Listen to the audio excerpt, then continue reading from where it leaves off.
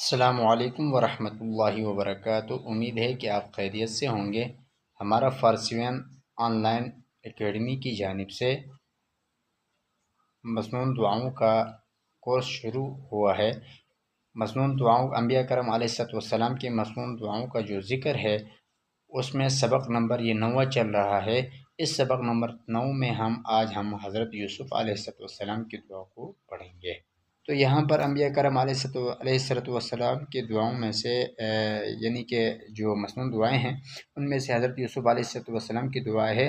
جب حضرت یوسف علیہ السلام کو اقتدار ملنے کے بعد حضرت یوسف علیہ السلام نے یہ دعا مانگی تھی جو سورہ یوسف آیت نمبر 101 ہے۔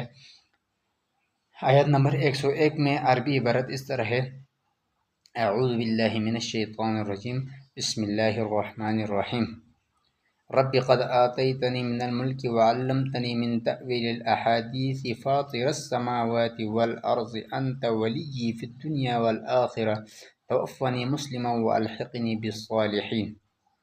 ترجمہ اس کا اس طرح ہے: اے میرے رب، تو نے مجھے سلطنت عطا کی اور خوابوں کی تعبیر سکھائی۔ آسمانوں اور زمین کے پیدا کرنے والے، تو ہی دنیا و آخرت میں میرا کارساز ہے۔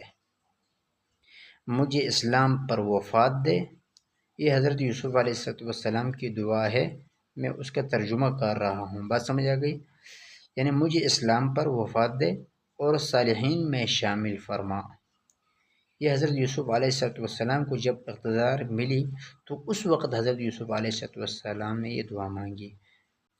تو ملتے ہیں نیکسٹ ویڈیو میں۔ مجھے دعاؤں میں یاد رکھنا۔ خدا حافظ۔ السلام علیکم ورحمۃ اللہ وبرکاتہ۔